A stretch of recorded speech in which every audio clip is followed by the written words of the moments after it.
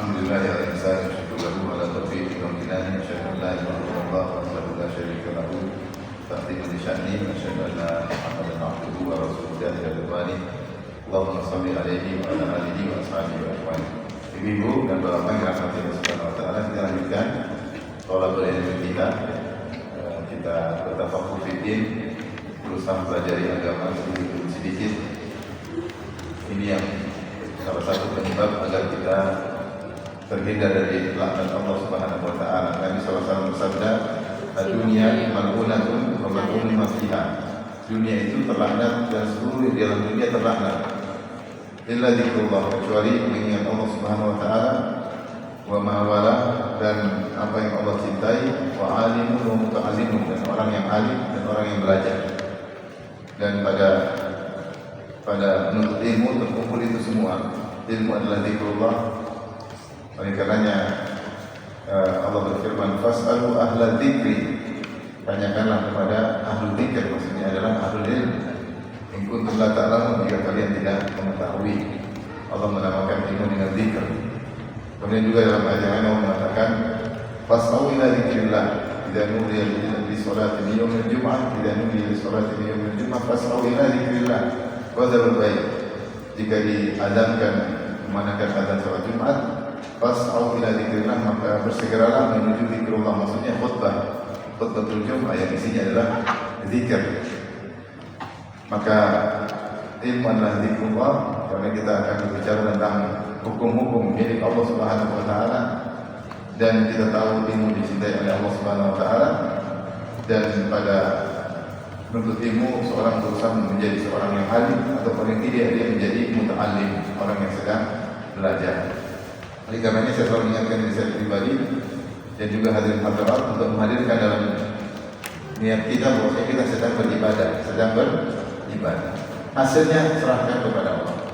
Tapi kita berusaha belajar, memahami, bertanya. Maka ini semua adalah perkara yang dicintai oleh Allah Subhanahu wa taala.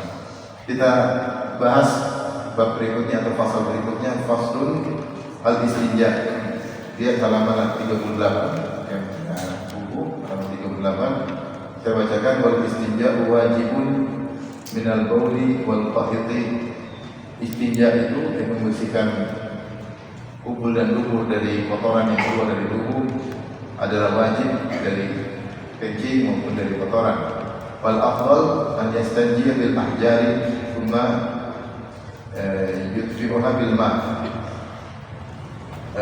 Yang terbaik adalah dia melakukan istinja dengan batu terlebih dahulu, setelah itu baru dengan air. Wa yujuzu an yaktasira 'ala al-ma'i aw 'ala thalathati ahjarin, dan boleh air saja dan boleh juga batu saja, 3 batu. Ya. Yumki bihinnal mahal, yang dengan 3 batu tersebut membersihkan tempat keluar kotoran. Fa idza arada al-ittisal al-ahadihima, jika memang ingin salah satunya saja, fal ma'u afdal, maka air lebih utama. Baik. Ibu kita Allah Subhanahu wa taala, kita bahas dengan al-istinja. Perhatikan al-istinja. Al-istinja ada yang mengatakan dari najah, yaitu membersihkan. Maksudnya membersihkan kotoran yang keluar dari tubuh karena buang air kecil atau buang air besar. Maksudnya adalah membersihkan kubul maupun dubur. Kubul maksudnya depan, dubur maksudnya belakang. Itu adalah maksudnya istinja. Dari apa? Bukan dari najis luar, tidak, dari najis dari dalam tubuh sendiri. Najis dari tubuh sendiri, apakah berupa air kencing ataupun berupa kotoran. Dan istinja sarananya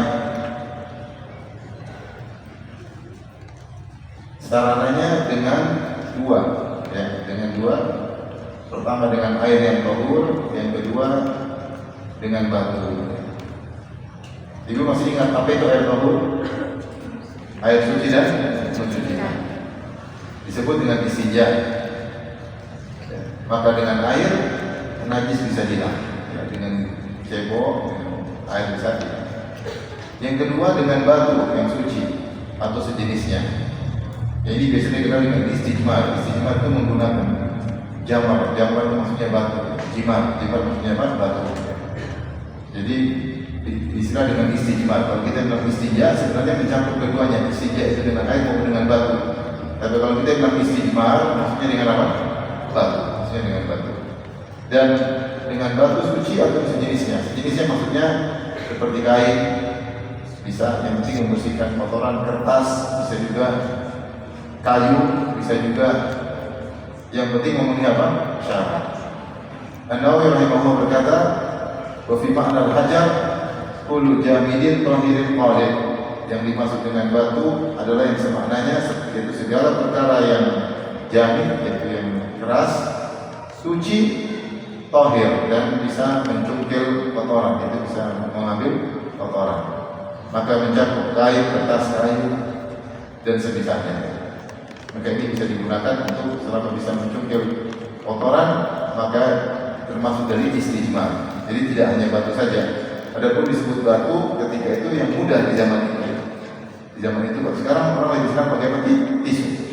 Ya, karena di toilet ada tisu, ya, itu bisa digunakan sebagai pengganti batu.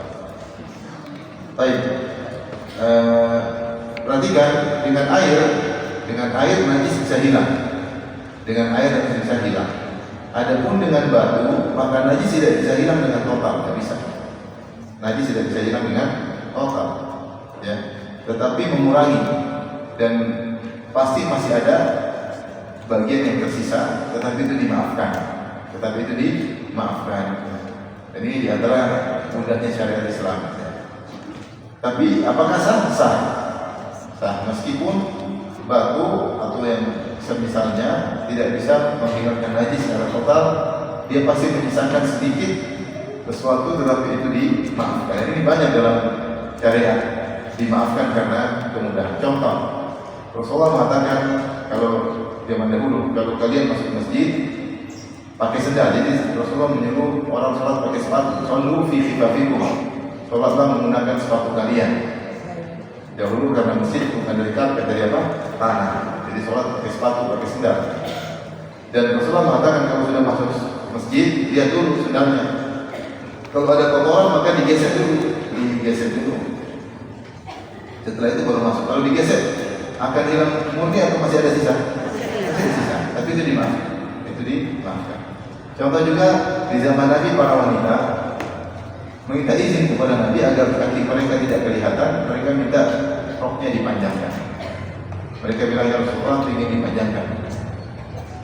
Kata Rasulullah, yurkhina shibran, panjangkanlah rok mereka di bawah mata kaki sepanjang sejengkal. Kata mereka, kata Musalamah, tak kasifan aqdamuhunna. Kalau gitu nanti kalau cuma di bawah mata kaki sejengkal akan kelihatan kaki tersikap. Kata Rasulullah SAW, yurkhina zira'at wala yazidna ala dhalik. Kalau gitu panjangkan lagi sampai 1 hasta. Jadi boleh perempuan roknya panjang 1 hasta. Kenapa? Karena para sahabat dahulu tidak ingin kakinya kelihatan, sehingga mereka semangat sampai roknya panjang 1 hasta. Nah, tentu kalau mereka berjalan di tanah mungkin kegeret najis. Tetapi kata Nabi dibersihkan dengan tanah yang terkena selanjutnya. Tentu tidak akan hilang, tapi dimaafkan. Ini namanya apa? Dimaafkan. Ini namanya dimaafkan. Beda kalau air benar-benar menghilangkan, tapi kalau tanah, batu, maka dia hanya mengurangi, namun dimaafkan. Maka ini agar orang tidak was-was, ya, tidak terlalu was-was. Karena sebagian orang was-was. Setelah kita ada kelompok tertentu yang was-was, ya. Sampai kalau ada orang masuk di masjidnya dipek, dianggap ada najis yang masuk. Sampai di depan rumah selalu ada keran, khawatir injak najis. Begitu masuk rumah harus keran dulu, ya. Berlebihan. Tapi ada teman yang sudah tobat, dia bilang, dulu anak saya kalau main keluar rumah, saya masukkan dinding dulu. Ini semua was-was. Padahal Islam ada yang dimaafkan. Jadi kita katakan bedanya air dengan batu. Kalau air bisa menghilangkan apa? Najis. Kalau batu hanya mengurangi najis sampai pada tahapan dimaafkan. Itu dibersihkan semampu mungkin. Ya maksudnya bukan digosok sampai berdarah, enggak. Artinya dibersihkan semampu mungkin. Setelah itu sisanya dimaafkan. Baik, dengan demikian ada tingkatan istijah yang disebutkan oleh penulis Abu Syuja' rahimahullah ta'ala bahwasanya tingkatan istijah yang pertama terbaik adalah menggabungkan keduanya, istijmar dulu baru beristijah. Karena dengan istijmar dulu dibersihkan kotorannya sehingga mungkin tinggal sedikit, baru sedikitnya dibersihkan dengan apa? Air. Ini yang terbaik menggabungkan keduanya. Kalau cukup salah satunya, maka yang terbaik adalah istijah saja, karena air lebih afdal, air lebih suci, istijah saja. Baru kemudian istijmar. Ustaz, kalau ada air terus kita beristijmar, sah? Tetap sah. Misalnya di toilet ada tisu, ada air, tapi kita mau pakai tisu saja, boleh, boleh, dan sudah sah.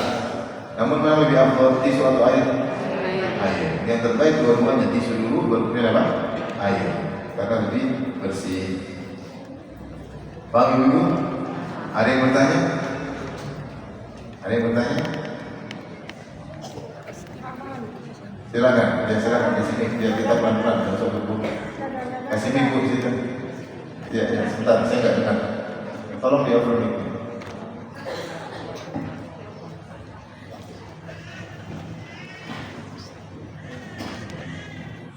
Assalamualaikum warahmatullahi wabarakatuh. Waalaikumsalam warahmatullahi wabarakatuh. Apa bisa sekarang kan sudah ada tisu basah dan ada yang beraroma, ada yang enggak. Itu kalau yang beraroma kita nggak tahu kehalalannya juga kadang-kadang. Itu gimana kira-kira Ustaz? Kalau aromanya dari minyak babi jangan.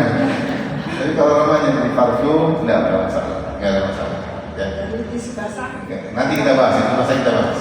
Tisu basah ada masalah. Nah, Sebentar. Ada yang bertanya? Berikutnya tisu basah nanti. Kalau nggak ada kita lanjut. Ya. Sudah? Paham ya? Kita lanjut. Baik. Dari sini para ulama bahas tidak boleh beristinja dengan perkara-perkara berikut. Tadi kita sebutkan bahwasanya kalau airnya harus apa? Tahur. Airnya harus apa? Tahur. Kalau batu harus tahir. Jadi saya ulangi, kalau airnya harus tahur, kalau batunya harus apa? Tahir. Harus tahir. Karena batu nggak ada yang tahur, ya kan? Yang tahur cuma apa? Air. Kalau air ada berapa kita kemarin bilang? Ada 3. Ada tahur, suci dan nutsu. Ada tahir, suci dan tidak suci. Ada Syafi'i. Yang ketiga, air yang ternajisi. Air ternajisi. Yang boleh untuk bersuci adalah yang tahur, bukan yang tahir. Tahir itu apa? Air sudah, misalnya menurut mazhab Syafi'i, kalau sudah dipakai untuk bersuci tidak boleh lagi dipakai, atau air yang sudah bukan air mutlak lagi, sudah tercampur teh jadi air teh, sudah tercampur sabun jadi air sabun, ini bukan lagi air tahur. Tapi kalau batu dan sejenisnya harus suci, harus tahir, karena tidak ada batu yang tahur. Harus suci. Ya.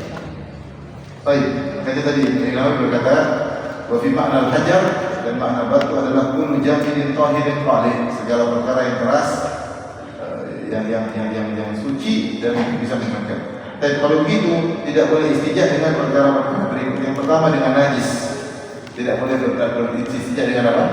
Najis. Dalam hadis ketika Rasulullah SAW ingin beristijmar, Rasulullah menyuruh seorang sahabat untuk mencari batu. Akhirnya sahabat bawa 2 batu, dan batu yang ketiga dia bawa kotoran hewan yang sudah kering. Ketika Rasulullah pakai batu 2, satunya Rasulullah buang. Kata Rasulullah, riksun atau rausun, ini adalah kotoran hewan, maka ini najis.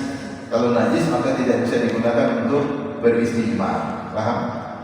Oleh karenanya tidak boleh kita beristijmar dengan najis, misalnya kotoran hewan, meskipun sudah kering ya. Kemudian tidak boleh juga yang ternajisi. Kita beristijmar dengan batu yang batu tersebut sudah ternajisi dari yang lain, atau kita beristijmar misalnya dengan kain yang kain itu sudah ternajisi. Jika kita mengotori tempat kubur dan dubur dengan najis dari luar, maka ini tidak boleh. Tidak boleh dengan perkara najis seperti kotoran hewan yang kering, dan tidak boleh dengan ternajisi, yaitu ternajisi dengan najis luar. najis dari luar. Sehingga kita malah menajiskan diri kita sendiri dan najis dari luar. Kemudian di antaranya disebutkan tidak boleh beristinja dengan makanan. Tidak boleh beristinja dengan apa? Makanan. Di antaranya makanan jin. Makanan jin Rasulullah mengatakan Rasulullah melarang beristijmar dengan tulang. Kenapa? Karena tulang itu adalah semua kullu azmin dzukira Rasulullah fi, semua makanan atau hewan yang disembelih dengan menyebut nama Allah, kalau sudah dimakan manusia, tulangnya itu didapati oleh jin au farul rahman, maka kalau jin temukan tulang itu maka jadi daging versi jin. Daging versi apa? Jin. Semua sembelihan yang disebut nama Allah kalau didapati oleh jin maka akan jadi apa? Jadi daging. Makanya Rasulullah mengatakan janganlah kalian beristinja dengan tulang karena itu adalah makanan ikhwanikum, makanan saudara-saudara kalian dari golongan jin. Ini masalah baru kita kan. Oleh karena kita dilarang beristinja dan beristijmar dengan makanan, di antaranya makanan jin apa? Tulang. Demikian juga tidak boleh beristijmar dengan kotoran hewan. Kotoran hewan karena Nabi SAW akan menjadi makanan bagi dawabikum, bagi ternaknya jin. Ternaknya jin punya makanan dari kotoran hewan. Dan termasuk sebagai riwayat seperti itu. Nah, kalau tidak boleh makanan jin dijadikan alat untuk beristijmar, maka apalagi makanan manusia. Maka tidak boleh kita beristijmar dengan roti kering, tidak boleh. Ada roti kering beristijmar dan kemudian ada sopan. Tidak sopan, karena tidak boleh. Karena roti kalau sudah kering jadi kayak keras. Jadi mungkin sini nggak, kalau di Arab roti dibiarin jadi keras, kayak sendal, kayak batu. Bahkan ada roti namanya hajar. Kalau kita puasa itu di bulan Ramadan di Madinah buka puasa namanya roti hajar, roti kayak batu, roti keras, tapi enak dimakan. Enak dimakan. Saya termasuk paling suka makan buka puasa pakai roti tersebut. Dan itu jarang kalau di Masjid Nabawi, biasanya roti yang model lain. Tapi ini roti namanya hajar. Dan kalau dibiarin roti tersebut jadi keras, itu tidak boleh dijadikan alat untuk beristijmar. Kemudian semua yang dimuliakan al-muhtaram, seperti bagian anggota hewan yang masih hidup, seperti kita cebok pakai kaki hewan tidak boleh, kita cebok pakai tangan hewan juga tidak boleh, ya tidak boleh, kita cebok pakai ekor hewan juga tidak sopan. Tapi kata para ulama juga jika sudah terpisah, misalnya sudah dicukur rambutnya, bulunya, pakai wol, maka itu sah. Kalau sah maka sah, karena sudah terpisah dari hewan tersebut, ya. Atau kulit yang sudah disamak karena sudah suci, tidak ada batu yang kita gunakan untuk beristijmar, kita gunakan kulit samak, maka diperbolehkan karena sudah terpisah dari hewan tersebut.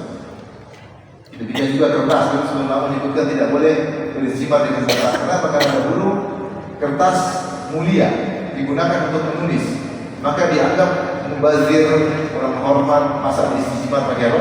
Kertas. Tapi sekarang tisu ada kertas khusus untuk apa? Untuk cebok, maka tidak jadi masalah. Yang dimaksud oleh para ulama dahulu tidak boleh dengan kertas, karena kertas dahulu digunakan untuk menulis. Kertas dulu mahal, buatnya susah. Makanya dulu mereka tulis di tulang-tulang, mereka tulis di kertas-kertas, mereka tulis di di lembaran-lembaran kayu, mereka tulis di batu-batu, karena kertas dulu susah, terus membuatnya tidak mudah. Maka kalau ada yang cebok pakai kertas kurang ajar ya. Tapi kalau sekarang tidak, kalau sekarang telah dibuat kertas khusus, tisu khusus untuk apa? Untuk di toilet, maka tidak jadi masalah. Ini tidak boleh beristinja atau beristijmar tidak boleh beristijmar dengan perkara-perkara tersebut.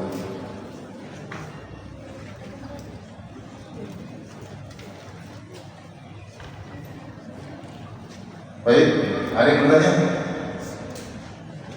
Silakan, kasih mic. Jawab cepat.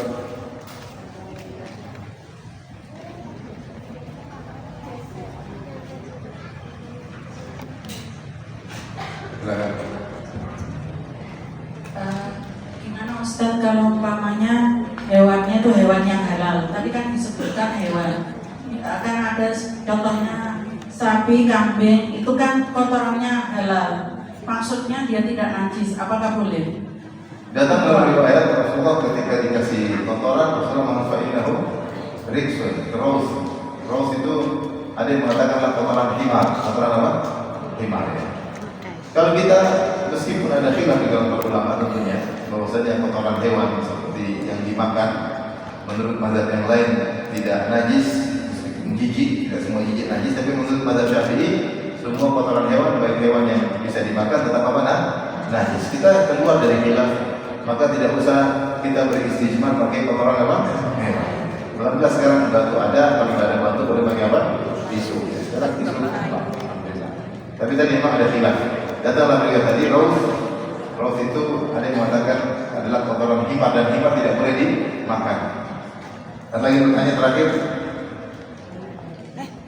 Kalau tidak ada kita lanjut. Baik.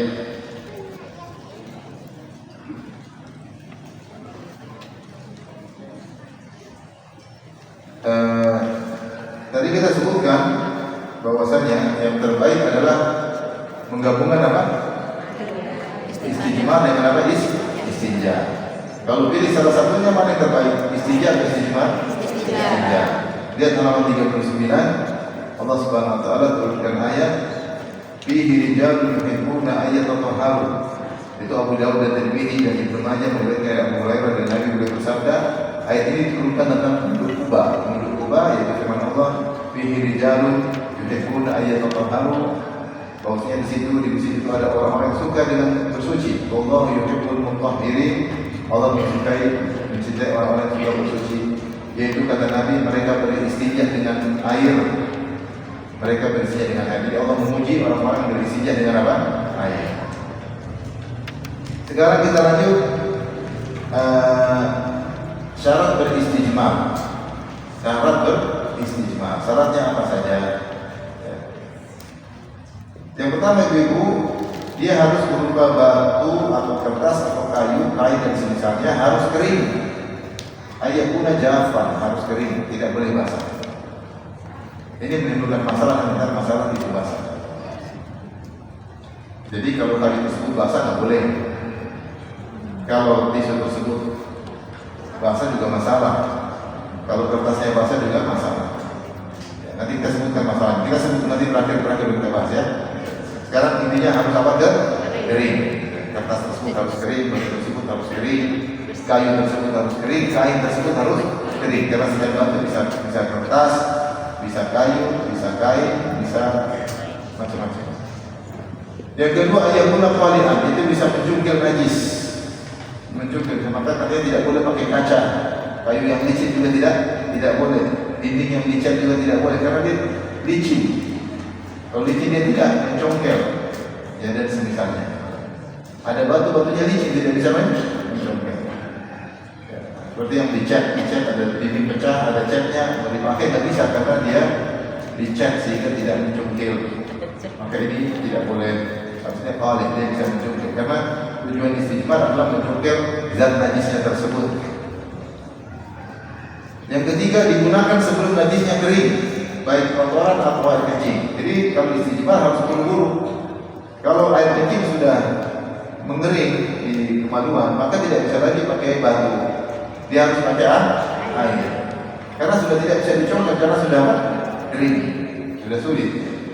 Tidak bisa, dia akan kering dan harus dibersihkan dengan air. Sama dengan misalnya dia terlambat istijmar sehingga kotorannya misalnya kering di duburnya, ya. Maka tidak boleh pakai lagi batu ya karena sudah kering. Maka di antara syarat istijmar harus dibersihkan dengan batu atau kertas dan semisalnya sebelum kotorannya kering.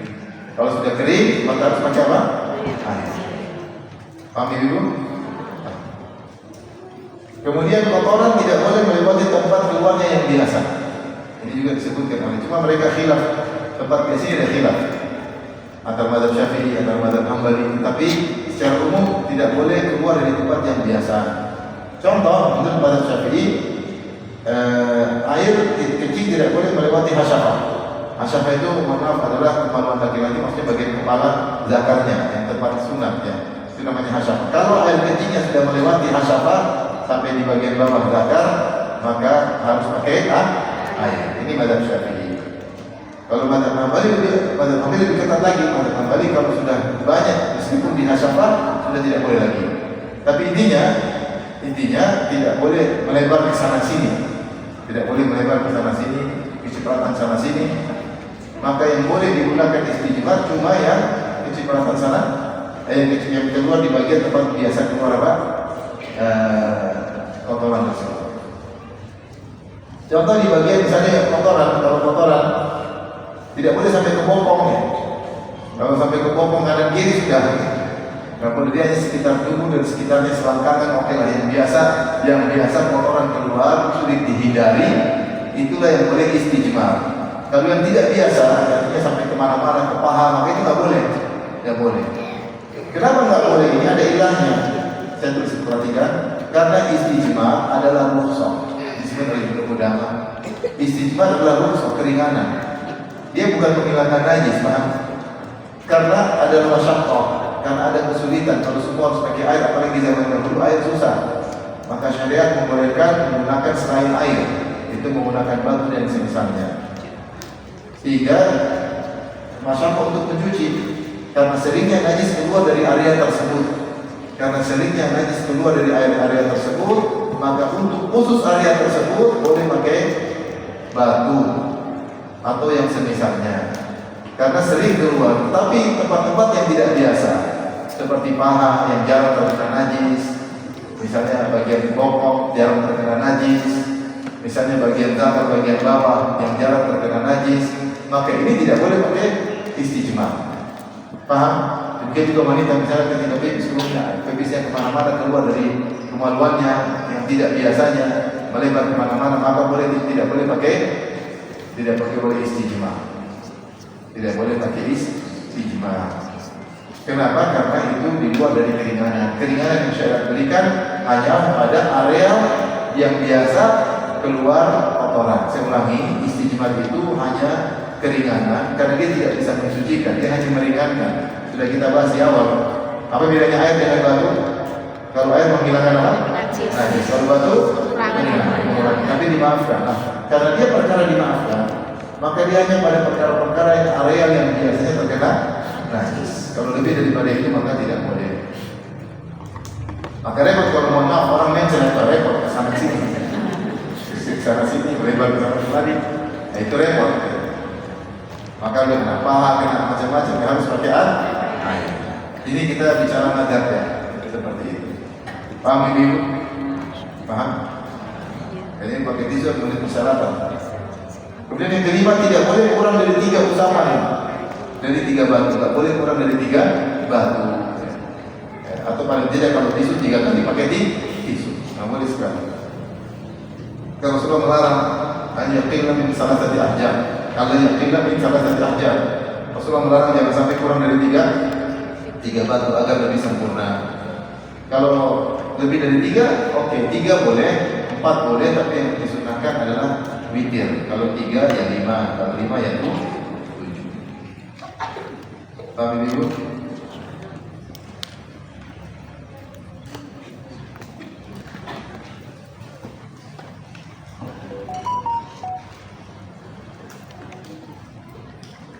Baik. Sekarang kita bahas tentang tisu basah. Tisu basah problem dan banyak ulama-ulama yang berpegang dengan mazhab Syafi'i, mazhab Hambali, bahkan mazhab Maliki. Maka tisu basah tidak boleh bersyarat. Tisu basah tidak boleh bersyarat. Pertama, ya, dia tidak kering, dia tidak apa? Kering. Dan dia basah. Kalau dia basah, berarti kalau basah dengan air, maka kita tahu air tersebut yang ada pada tisu tersebut menurut mazhab kurang dari 2 kullah. Kurang dari apa? 2 kullah. Dan aturannya air kalau kurang dari 2 kullah kena najis maka ternajis. Kita sudah bahas juga tentang sulitnya menurut mazhab aturannya kalau mencuci pakaian pakai mesin cuci tidak sah. Kenapa tidak sah? Karena kita taruh air. Mesin cuci kan berapa liter biasanya? 8 liter, 12 liter, nggak ada 12 liter. Kalau 2 bulan itu kurang lebih 200 apa? Liter, kurang lebih 200 liter. Nah, kalau kita menurut mazhab Syafi'i misalnya, kalau ada air atau mazhab yang menganggap kalau air kurang dari 2 bulan kena najis, otomatis najis. Kalau kita taruh air di mesin cuci, misalnya mesin cuci 12 liter. Kemudian kita sudah taruh sabun terlebih dahulu. Airnya sudah tohor atau tidak? Sudah berubah, sudah bukan lagi air. Sudah nggak bisa digunakan untuk membersihkan najis. Kalau kita tidak taruh sabun, kita langsung taruh pakaian, sama airnya langsung otomatis najis. Kenapa? Karena di kotoran itu mungkin ada tetes air kecil. Sehingga menurut mazhab mencuci dengan model mesin cuci ini tidak sah. Agak berat ya. Makanya saya kemarin sempat jalan ke sebuah daerah. Saya baru pertama lihat daerah tersebut. Saya nggak perlu sebut daerahnya, tapi saya tersebut terus laundry syar'i. Mungkin mesin cucinya 200 liter atau mereka punya cara. Tapi kalau pakai mesin cuci dengan cara mazhab Syafi'i tidak boleh. Kenapa? Karena tadi ternajis. Termasuk diantaranya pakai tisu basah. Tisu basah dia mengandung air. Begitu air tersebut kena najis, otomatis sudah ternajis. Kalau ternajis gimana lagi mau membersihkan najis? Maka repot, dalam hal ini kita agak repot kalau ikut mazhab. Karena bayi-bayi pakai apa? Lagi hajian karena kita pakai tisu basah. Semua tidak sah. Harus kering, kalau kering sah. Kalau basah masalah. Kecuali kita menggunakan mazhab Hanafi, dan saya lebih condong pada mazhab tersebut, masalah najis yang penting hilang. Masalah najis yang penting apa? Hilang. Maka najis hilang dengan cara apapun. Jika zatnya sudah hilang maka selesai. Seperti mencuci pakai uap, pakai bahan kimia, tidak harus pakai air. Bahan kimia kan misalnya, tapi najisnya hilang, maka selesai, sudah bersih. Meskipun tidak pakai apa? Air. Jadi kalau kita pakai mazhab Hanafi, kalau mazhab Syafi'i agak repot. Kalau berkomitmen dengan mazhab Syafi'i urusan ini tidak boleh cuci pakai mesin cuci, karena pasti tidak sah. Masalah pertama, kalau air biasanya ibu air dulu kesini coba. Sudah air sudah berubah, bukan lagi air tohur, bukan air tulak, sudah jadi air sah. Air sabun, sabun sudah tidak bisa mensucikan. Kalau nggak dikasih sabun, langsung taruh pakaian, langsung najis. Tapi kalau kita pakai mazhab Hanafi, yang penting najisnya hilang. Dan ini dibuatkan oleh Ibnu Taimiyah rahimahullah taala. Yang penting najisnya hilang, selesai. Mau pakai uap, mau pakai bahan kimia, mau pakai apapun, kalau najis hilang maka selesai. Tentu mungkin mereka punya cara supaya mencuci pakai mesin dengan syar'i. Saya belum tahu bagaimana caranya, tapi mungkin ada caranya. Jadi saya berbicara tentang yang biasa dilakukan ibu-ibu, itu tidak boleh, itu salah. Tapi saya tidak memiliki pendapat itu. Maksud saya, ketika kita belajar mazhab kita harus mengerti maksudnya apa, tapi tidak mesti kita harus taklid menurut saya. Karena pada beberapa perkara memang saya tidak pas. Tapi saya jelaskan inilah mazhab seperti ini agar kita punya ilmu. Jadi menurut mazhab kalau pakai tisu basah sah atau tidak? Tidak. Itu sangat repot. Saya punya bayi lagi sekarang. 1 2,5 tahun, 1 9 bulan. Dua-duanya pakai tisu. Repot. Baik. Jadi ini yang perlu kita ketahui tentang masalah syarat istijmar. Syarat apa? Istijmar. Jadi kalau kita ingin keluar dari khilaf, maka jangan pakai tisu basah, pakai tisu kering dulu. Kalau ingin keluar dari khilaf sudah, tapi ya repot. Tisu kering repot. Kalau sudah pakai tisu kering sudah selesai, maka baru pakai tisu basah. Tapi namanya bayi, kotorannya kemana-mana ya Pak? Ke badannya, ke ini. Kalau di badan sudah tidak boleh lagi pakai tisu, tidak boleh pakai tisu kering pun tidak boleh, karena di badan harus pakai air. Intinya kita ngerti lah mazhab seperti apa. Ini masalah khilaf di kalangan para ulama. Baik, berikutnya Ibnu rahmatullah subhanahu wa taala. Kita bahas sekarang tentang adab-adab terkait buang hajat. Kita bacakan di sini.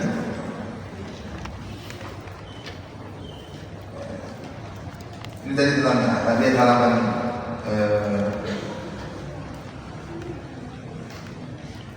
halaman 39 tadi tentang 3 batu. Kata Aisyah radhiyallahu anha, Rasulullah bersabda, "Idza dhahaba ahadukum ila al-gha'iti falyadhhab ma'ahu bi thalathati ahjar." Kalau seseorang dari kalian ingin buang hajat, maka bawalah 3 batu. Yastatibu bihinna, yaitu dengan 3 batu tersebut dia membersihkan kotorannya. Fa innaha tujzi'u anhu, 3 batu maka mencukupi. Baik, ada buang hajat di halaman 40. Silakan ibu buka halaman 40. Saya bacakan. Wa yajtanibu istiqbal al-qiblati wa istidbaraha fi sahra. Seorang kalau buang hajat hendaknya dia menjauhi sikap jangan menghadap kiblat dan jangan membelakangi kiblat ketika di padang pasir, di lapangan terbuka maksudnya. Kalau di Madinah kan mereka sering bersafar di padang pasir, maka di lapangan terbuka kalau buang hajat jangan menghadap kiblat, jangan membelakangi kiblat. Kemudian wa yatajannabu al-baul wal gha'id fil ma'i raqid, dan janganlah dia buang air besar atau buang air kecil di air yang diam, jangan. Wa tahta syajarah, jangan buang air juga tahta syajaratil musmirah, jangan juga buang air di bawah pohon yang berbuah, jangan. Wa fit tariqi wa dhil, dan jangan juga buang air di tempat orang lewat dan juga tempat orang bernaung, jangan. Wa suquq, demikian juga di lubang-lubang dia kencingin, jangan. Wa la yatakallamu 'ala al-bawl wal qa'id, dan jangan dia berbicara ketika buang air kecil maupun buang air besar. Wa la yastaqbilu asy-syamsa wal qamar wala yastatiruhuma, dan janganlah dia menghadap matahari dan bulan ketika buang air kecil buang besar, dan jangan membelakanginya. Jangan membelakanginya. Baik. Sekarang kita bahas adab-adab terkait buang hajat. Ada beberapa adab. Yang pertama, tidak menghadap atau membelakangi apa? Kiblat. Di sini para ulama Syafi'i membagi 3 kondisi. Perhatikan sini. Pertama, jika tempatnya memang mu'addun atau mu'addan di qada'il hajat, dia pun dinamakan mu'addan di qada'il hajat, itu jika tempatnya disiapkan untuk buang hajat seperti toilet, tandas, WC, ini memang dibuat ruangan khusus untuk buang apa? Hajat. Maka ini pendapat yang lebih kuat, boleh menghadap atau membelakangi kiblat, tidak ada masalah. Kenapa? Rasulullah kata Ibnu Umar, "Iltaqaitu ala baiti Hafsah wa ra'aitu Nabi sallallahu alaihi wasallam yaqdi hajatahu mustaqbilal qiblah." Aku melihat, kata Ibnu Umar, aku pernah naik di rumah Hafsah, tahu-tahu aku melihat dari atas Nabi sedang buang hajat membelakangi kiblat. Membelakangi apa? Kiblat. Ini dalil bahwasanya kalau tempat tersebut sudah dibuat khusus WC, maka tidak mengapa meskipun menghadap kiblat atau membelakangi kiblat. Tentunya lebih afdal kita tidak menghadap, karena ada khilaf masalah ini. Ada ulama yang mengatakan tidak boleh menghadap kiblat atau membelakangi kiblat secara mutlak meskipun dalam WC. Pendapat yang lebih kuat pendapat mazhab Syafi'i. Karena Ibnu Umar pernah melihat Nabi ketika dalam ruangan tertentu beliau buang hajat sambil membelakangi apa? Kiblat. Berarti kalau dalam ruangan boleh. Paham? Jadi kalau dalam ruangan tidak mesti harus biasanya di area sini minggir, karena sebagian ini rumah akhirnya mesti dimiringin ya.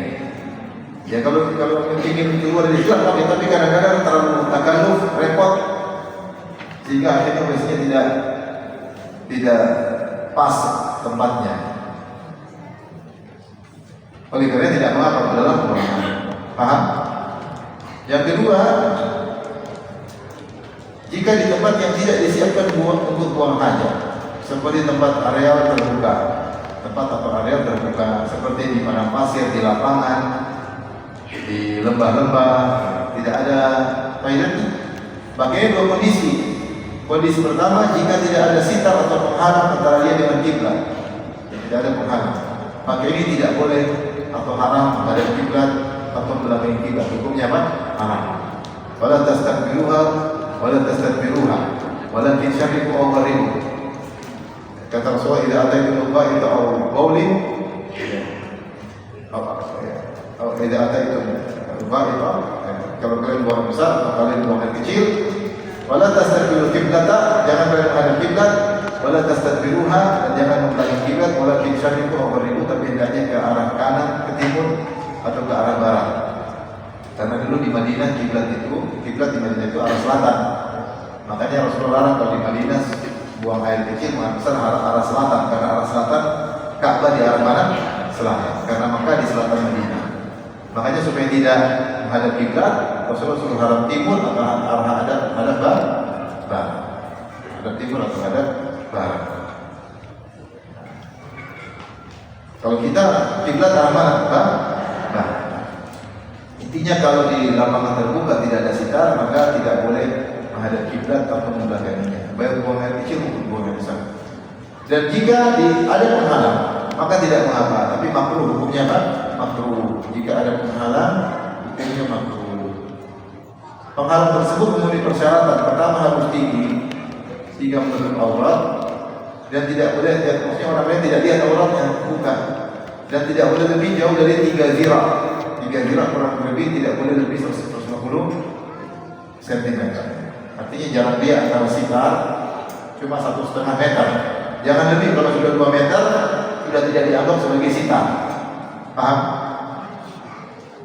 Ibnu Umar kalau tidak salah diriwayatkan dia pernah buang air kecil, kemudian dia taruh ontanya di depannya, kemudian dia kencing ke arah ontanya. Jadi ontanya dianggap sebagai apa?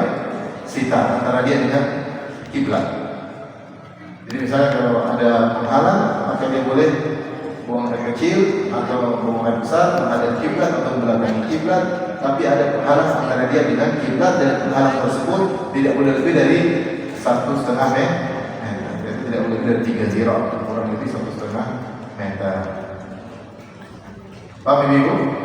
Ini terkait dengan adab menghadap atau membelakangi kiblat. Jadi kalau di rumah, alhamdulillah, untuk mazhab Syafi'i tidak ada masalah menghadap kiblat atau tidak ada masalah, karena dalam WC sudah memang disiapkan untuk buang hajat. Paham? Ada yang bertanya? Silakan.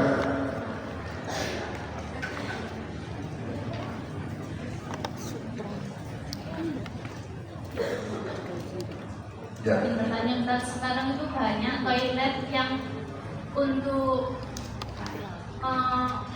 membersihkan najis itu airnya langsung dari klosetnya itu, enggak dari spray itu gimana? Air dari kloset di mana?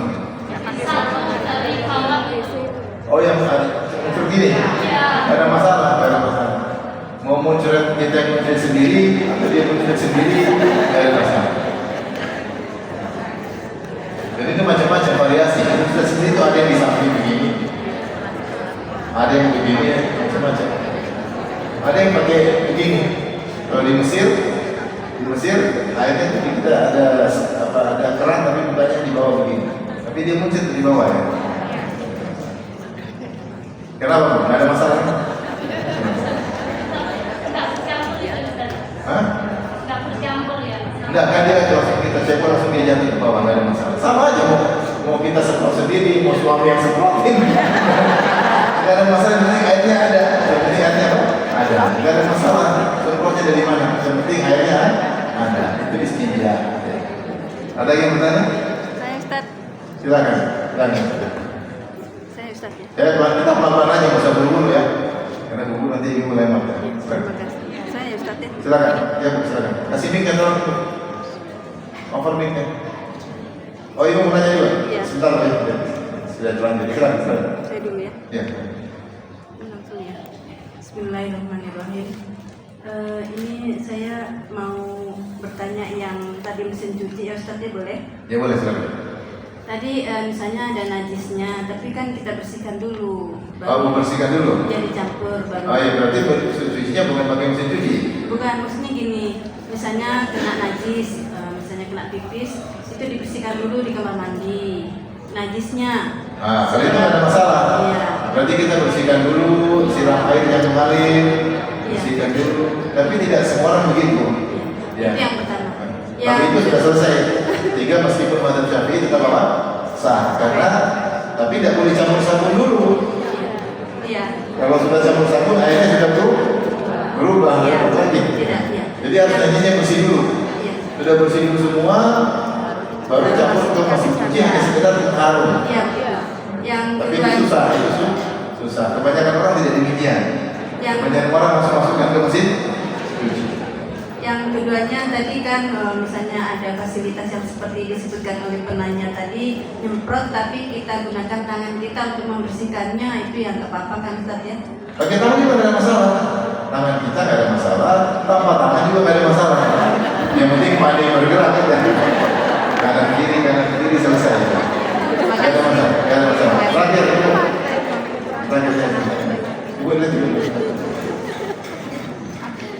jadi tadi ada solusi agar kita bisa mencuci pakaian pakai mesin cuci dengan mazhab Syafi'i. Ya kita bersihkan najisnya dulu. Caranya gimana? Ya kita alirkan air, kita bersihkan. Karena kalau sudah semua bersih, baru kita langsung masukkan ke mesin cuci. Mau airnya sabun dulu nggak ada masalah. Karena fungsi mesin cuci bukan lagi menghilangkan najis, tapi hanya sekedar membersihkan. Tapi saya bilang banyak orang tidak demikian. Banyak orang langsung masukin ke mesin cuci. Baik, ada lagi pertanyaan silakan penjawab. Terkait untuk mencuci di laundry, itu kan kita tidak tahu di sana kalau pakaian kita dicampur dengan semisal ada orang yang memelihara anjing itu gimana ya Ustaz? Makanya tadi pakai mazhab mana? Kalau pakai mazhab Syafi'i semua itu laundry tidak benar masuk di sini. Tapi kalau kita pakai mazhab Hanafi, yang penting udah bersih selesai. Karena najis itu perkara yang dijauhi. Kalau najis sudah tidak ada, apapun caranya, pakai zat kimia, pakai apa, yang penting najis sudah tidak ada, berarti sudah bersih. Agarnya memang kalau memang apa namanya tadi kita harus tahu laundrynya kayak apa. Langsung masukin ke laundry atau cuci bersih dulu luar. Makanya saya mengatakan ini pendapat mazhab, tapi saya lebih cenderung kepada mazhab yang lain dalam masalah ini, masalah ini. Allah alam besar. Saya bisa lanjut. Berikutnya di antara ada terkait penghajat tidak boleh di tempat-tempat terlarang. Tidak boleh di tempat-tempat terlarang yang dilarang. Ya. Tempat-tempat yang dilarang yang disebut oleh penulis di antaranya di air yang tidak mengalir, Rasulullah melarang. Rasul mengatakan janganlah kalian buang air besar buang kecil fil ma'i raqib, di air yang diam. Air yang diam tersebut ada dua kondisi. Jika airnya kurang dari 2 kula itu kurang lebih berapa ibu? 200 liter, 1 gram kira-kira. Kurang lebih ya, lebih atau kurang, cuma kira-kira. Maka kalau airnya genangan air tersebut kurang dari 2 kula, maka kita kasih setetes aja air kencing, itu aja di air najis menurut mazhab Syafi'i. Ya, maka sudah jadi najis. Oleh karena jangan buang air kecil, apalagi buang air besar di air yang diam. Kalau airnya lebih dari 2 kula ternyata kayak sekolah renang, tapi airnya tidak mengalir, maka ini buat orang jijik. Meskipun tidak najis secara hukum, tidak najis karena tidak berubah, tapi orang situ udah lihat ada orang dan tergenang di sana, maka dia nggak mau ambil air lagi di situ. Padahal meskipun hukumnya belum najis, tapi orang jijik akhirnya tidak dimanfaatkan. Lain halnya kalau misalnya orang buang air kecil situ, tapi dia mengalir, ganti. Ini bicara tentang air yang tidak mengalir, maka jangan Rasulullah larang dengan 2 sebab disebut oleh para ulama. Ada Syafi'i tadi kalau bukan berubah jadi najis, atau tadi membuat orang jijik sehingga air tersebut tidak termanfaatkan. Kemudian tempat yang dilarang buang hajat juga di bawah pohon yang berbuah. Ada yang mengatakan agar tidak mengotori buah tersebut, Ya, kalau kencing terus air masuk ke dalam akarnya, khawatir mempengaruhi buah tersebut. Dan saya tidak tahu apakah secara ini perkataan para fuqaha. Apakah secara modern, sains modern demikian? Dulu kawan-kawan dulu ketika masih kecil ada sebagian yang nakal-nakal. Kalau pingin buah jambu gugur, maka mereka kerik akarnya terus dikasih terasi atau apa terus dikencingi, itu besoknya pada gugur. Maksudnya atau berapa hari kemudian gugur, kemudian diambil gugur. Maksudnya ada pengaruhnya. Pengaruh kalau kita mengotori akar dari pohon tersebut ada pengaruh. Cuma ini pengalaman saya masih kecil ya. Saya nggak tahu kalau secara sains, tapi para fuqaha mengatakan janganlah buang air kecil situ, khawatir mungkin akan menyerap kotoran-kotoran bisa mempengaruhi buah yang sedang berbuah, maka tidak boleh. Kemudian di antara yang dilarang adalah di jalan yang dilalui. Karena kalau orang yang sering suka nggak enak mengganggu. Atau di tempat berteduh, orang bisa tempat berteduh, atau bau nggak enak, sehingga mereka berteduh dengan terganggu. Rasulullah bersabda, "Ittaqul la'anain." jauhilah dua hal yang menyebabkan laknat. Jauhilah dua hal yang menyebabkan laknat. Qalu wa ma la'ana, kata mereka ya Rasulullah, apa itu dua hal yang mendatangkan laknat? Ya Rasulullah, qala alladhi yatakhalla fi tariqin nas aw fi dhillihim, itu orang-orang yang buang air, buang hajat di jalan yang dilalui orang-orang atau di tempat mereka berteduh. Ini enggak boleh. Mengganggu orang, zalim orang. Enggak boleh kita menzalim orang. Orang lewat kita ganggu. Kita ganggu. Kemudian tempat mereka berteduh kita ganggu. Kemudian di lubang juga tidak boleh. Di lubang Rasulullah melarang buang air kecil di lubang. Bisa dua sebab kata ulama Syafi'iyah, bisa jadi ada hewan bahaya lagi banget atau keluar akrab atau keluar apa namanya? Ular. Kalau jengking keluar ular, bawa pesing, ularnya keluar langsung menyerang. Kalau jengking terganggu gara-gara bawa pesing. Atau ada hewan yang lemah, kena air kencing yang hangat mati gara-gara air kencing. Ada yang mengatakan bisa jadi entah ada jin atau apa, tapi secara umum dilarang, Rasul larang. Tidak boleh kencing di yang berlubang. Kemudian juga di antara adab tidak menjawab salam ketika sedang buang hajat. Rasulullah ketika sedang berwudu, sedang buang air kecil, ada yang mengucapkan salam, beliau tidak menjawabnya. Dari hadis Ibnu Umar, ya, seorang laki-laki melewati Rasulullah SAW ketika sedang buang air kecil. Laki-laki ini beri salam, Rasulullah tidak menjawab salamnya karena Rasulullah sedang buang hajat. Maka adab seorang jangan berbicara ketika buang hajat. Beda kalau sedang di kamar mandi lagi tidak buang hajat, paham? Dia lagi mandi. Dia lagi tidak buang apa? Hajat, lagi mandi. Beda ini kasusnya kita bahas sedang buang hajat. Sedang buang kecil, sedang buang air besar. Ini kita jangan berbicara. Kalau memang perlu kita kasih gerong atau kita kasih isyarat, ya. Kalau memang perlu sehingga tahu kita sedang buang hajat. Yang lebih parah lagi kalau ngobrol berdua, lagi buang hajat bareng-bareng ngobrol. Satu lagi pipis, lagi dua pipis lagi pipis berdiri, simpakan di mana kita? Lagi pipis ngobrol. Ini nggak boleh lagi. Apalagi lagi buang air besar, nggak boleh, ini terlarang. Katalah hadis dalam Rasulullah, la yakhruju rajulani yadribani al-gha'iqa kashifaini an awratihima yatahaddatsani fa inna Allah azza wa jalla yamqutu ala dhalik.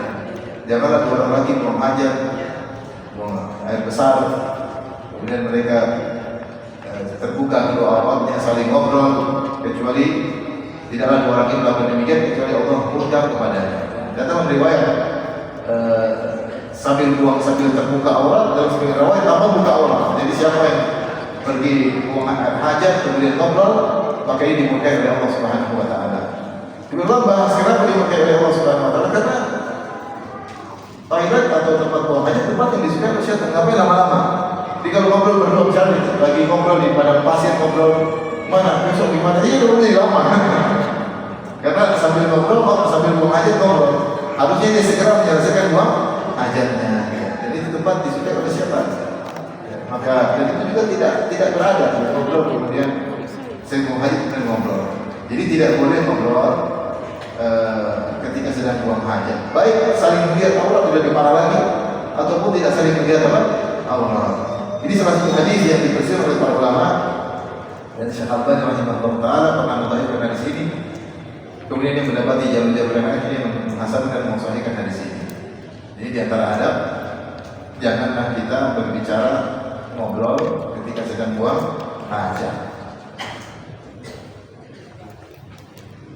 Kemudian yang keenam atau yang kelima tidak menghadap membelakangi materi atau bulan, namun hadisnya batil. Kata Nawawi dalam Majmu' hadisnya batil. Tidak ada kaitan dengan yang ada terkait dengan apa? Kiblat. Bukan dengan matahari ataupun rembulan. Apalagi Allah alam tadi hadis Rasulullah SAW mengatakan kalau kalian tidak ada yang berubah itu malah tasdaqul qiblat atau tasdaqulha walakin syariqu aw qaribu. Jika kalian buang hajat maka janganlah menghadap kiblat, janganlah membelakangi kiblat, tapi ke timur dan ke barat. Padahal kita tahu ke arah barat arah terbenam matahari, ke arah timur arah terbit matahari. Memang ini menunjukkan boleh, tidak ada masalah. Tidak boleh itu kaitannya dengan kiblat. Jadi hadisnya batil kata Nawawi, sehingga adab yang disebut oleh Abu Suja ini tidak tepat karena hadisnya batil. Paham Ibu?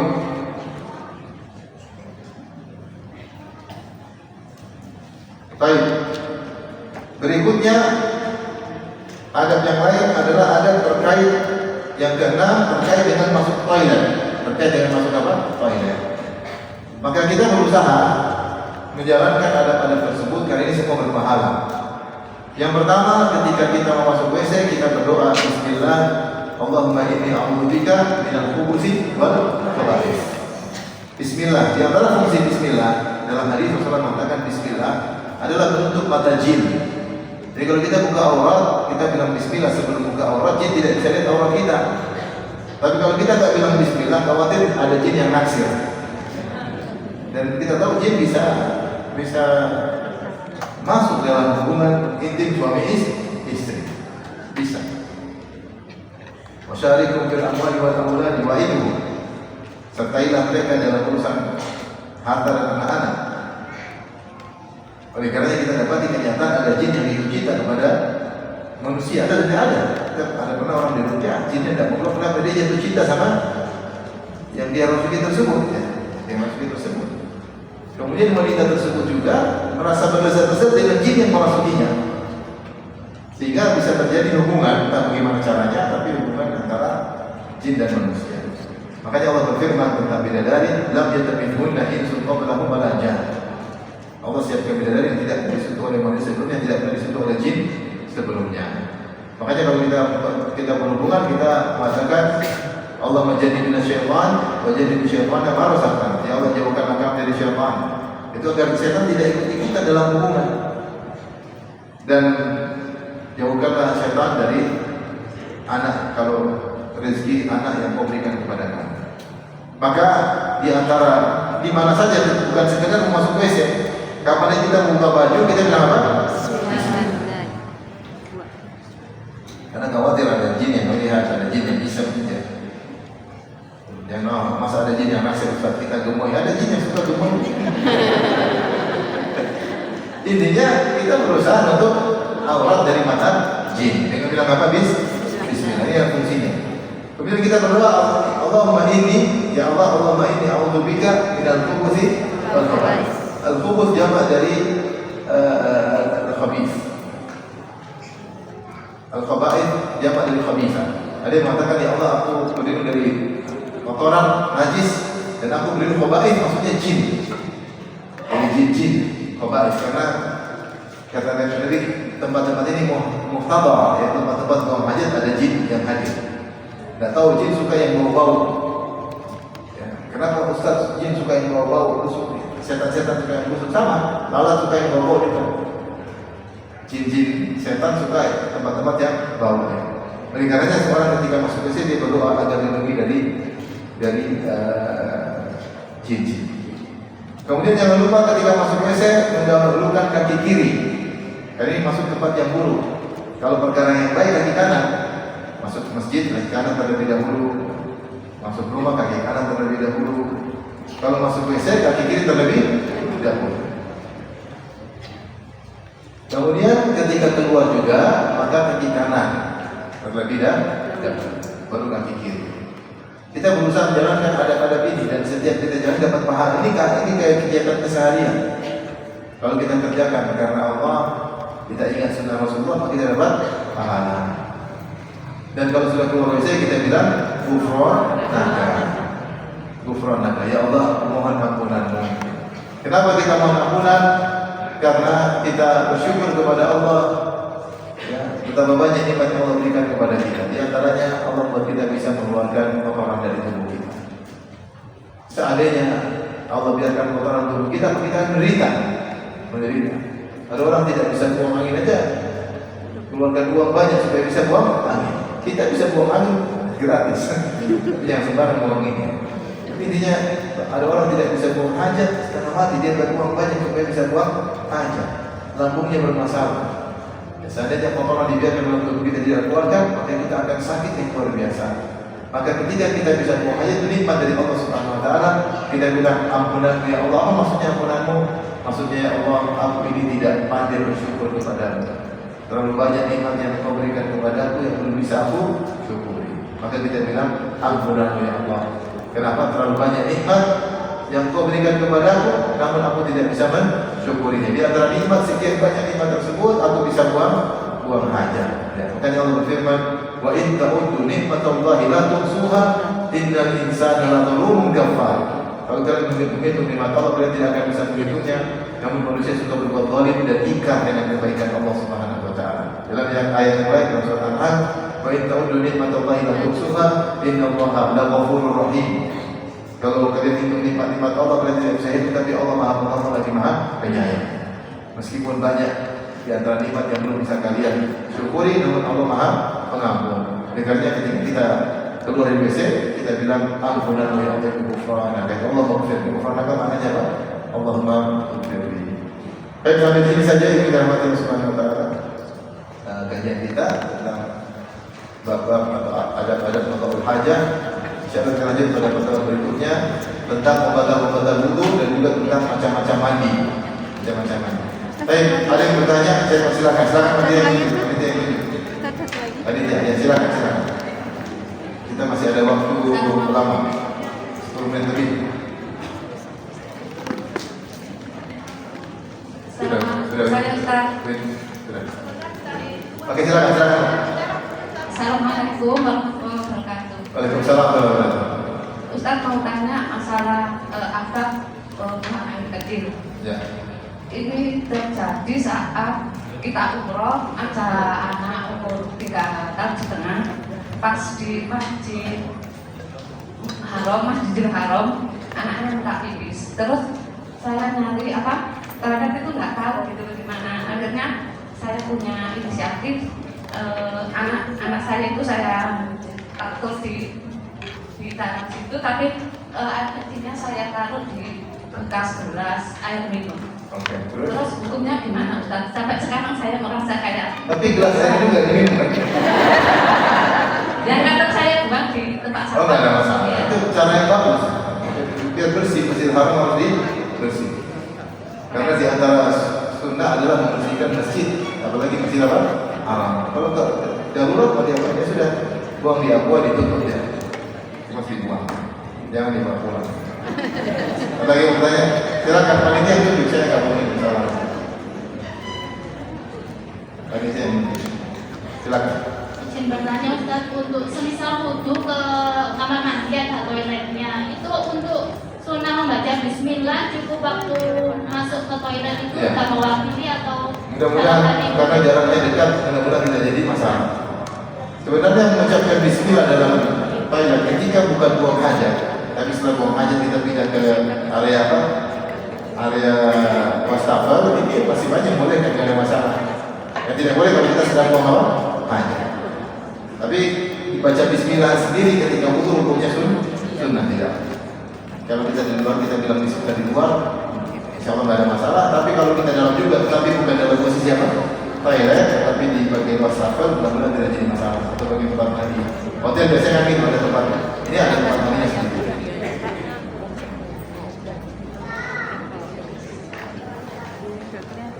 Bismillahirrahmanirrahim. Assalamualaikum warahmatullahi wabarakatuh. Waalaikumsalam. Mas yang bertanya? Silakan.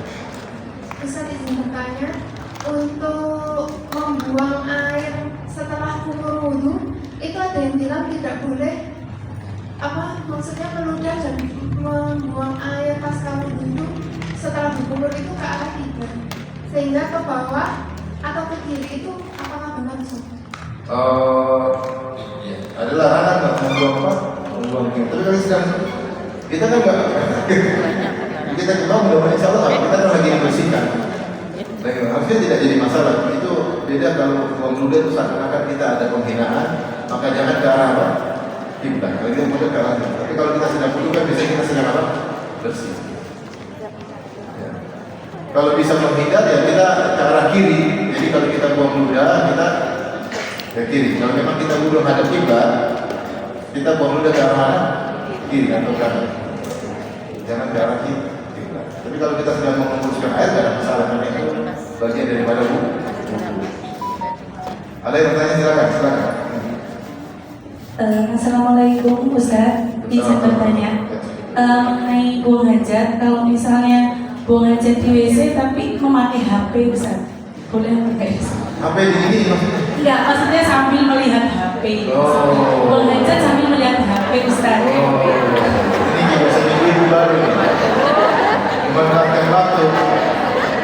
Bagaimana Ustaz hukumnya Ustaz? Kalau buang hajat kemudian kita HP kita ngobrol, ya jangan. Tidak baik. Terus buang hajat ini nanti di antara ilan di sekolah ulama karena mikir lama-lama. Kita berusaha selesaikan hajat kita ya. Jadi kita lihat santai-santai sambil nonton jadi lama, untuk berita yang enggak sempat berjalan. Meskipun kita tidak berbicara, tapi buat kita berlama-lama tidak baik. Berlama-lama buang hajat tidak baik. Maka khawatir kebiasaan itu menjadikan kita lama-lama dalam toilet karena buang hajat. Beda kalau kita mandi lain. Kalau mandi lain, kalau buang hajat jangan lama-lama. Allah alam bismillah. Karena sebenarnya katakan kenapa dilarang ngobrol? Karena bakalan kalau orang ngobrol dia akan berlama-lama, sehingga dilarang dibenci oleh Allah Subhanahu Wa Taala. Ada yang bertanya lagi? Kata apa? Saya Ustaz. Saya ya, baik, terima kasih.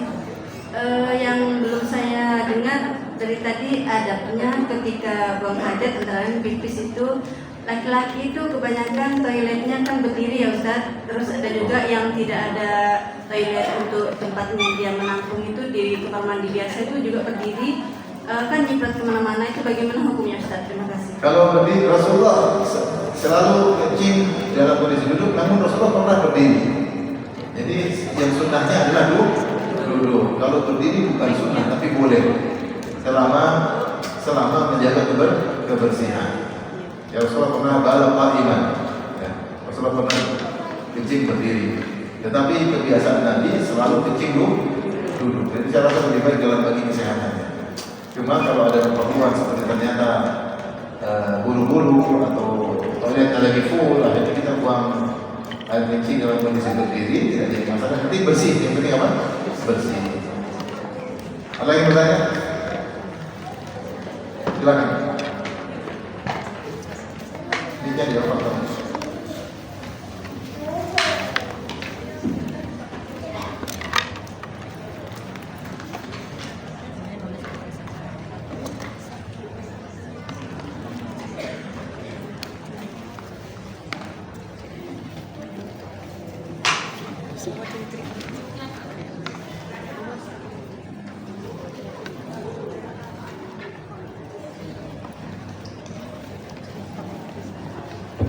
Assalamualaikum Ustaz. Waalaikumsalam. Kalau bagaimana hukumnya kalau kita berwudu di tempat dekat kita buang hajat? Jadi di kamar mandi itu kita wudu di dekat klosetnya. Terima kasih. Sebenarnya tidak ada masalah ya. Cuma memang tempat kloset buang hajat itu tempat yang kurang baik. Selamat muhtadah, yaitu jijik juga di sini. Jijik juga yang bau busuk ya. Kalau bisa wudu pindah ke sebelah, ke arah wastafel. Tapi seandainya tidak ada tempat, biasanya tempat kecil, kemudian dia tidak masalah, boleh. Karena kita ada keperluan, karena ada keperluan. Ya, tidak ada masalah. Kalau biasanya kecil tidak ada wastafelnya, tidak ada urus itu tidak ada masalah. Tapi kita berdoa setelah wudu kalau sudah keluar WC. Ada lagi? Sudah ibu? Terakhir. Ada di satu ibu.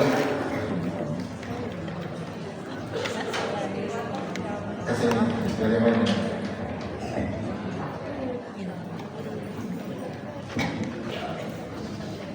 Assalamualaikum Ustaz. Waalaikumsalam. Saya tadi menunggu ketika nggak ada penanya, saya bertanya. Karena saya ingin menanyakan topik yang semalam Ustaz yang di kitab Tauhid, apakah berkenan? Udah lewat ya. Ini sudah pertanyaan terakhir ya masalahnya. Silakan. Oke, betul. Jadi itu kan temanya tentang mempertajam tauhid ya. Iya. Namun begini Ustaz yang ingin saya sampaikan, saya di posisi berikhtiar gitu melawan syukur dan segalanya. Namun ada apakah ya Ustaz ya jika ada perasaan marah di dalam hati, lalu ada perasaan sombong sedikit, tapi dengan suami terhadap suami, jadi suami saya kok ini ya, tapi aku kok kayaknya lebih rajin ya. Perasaan sekecil itu apakah juga bisa mempengaruhi keimanan saya saat ini pada topik ini, sehingga membuat saya tuh kembali futur gitu atau kembali lupa? Semua dosa yang kita lakukan bisa berdampak kita futur di kemudian hari. Pengalaman membuktikan bahwasanya ketika kita melakukan maksiat akan berdampak futur di kemudian hari. Karena secara umum Rasulullah mengatakan, "Idza adnaba 'abdun nukitat fi qalbihi nuqtatun sauda." Jika seorang hamba bermaksiat, maka akan diberi titik hitam di hatinya. Kalau titik hitam semakin banyak, hati itu punya pengaruh, qalbu itu jadi malas beribadah, semangat untuk bermaksiat. Jadi maksiat-maksiat yang kalau kita tidak segera istighfar, dia akan memberi efek futur cepat atau lambat, sehingga kita tidak khusyuk dalam beribadah dan malas beribadah. Adapun kita merasa bahagia, saya rajin, suami saya kurang rajin. Kalau kita bahagia bukan ujub, tapi kalau ujub kita merasa hebat. Kalau saya hebat itu baru kawatirnya ujub. Tapi kalau kita bahagia, alhamdulillah, suami saya kurang tapi saya lebih. Kalau bahagia karena karunia Allah itu bukan ujub. Beda. Jadi beda antara bangga diri dengan apa? Dengan merasa bahagia Allah mudahkan saya untuk ilmu, maka itu bukan ujub. Demikian saja ibu-ibu dan bapak-ibu subhanahu wa ta'ala. Insyaallah kita lanjutkan lagi pada pertemuan berikutnya. Semangat terus untuk ilmu ya, jangan malas. Semoga Allah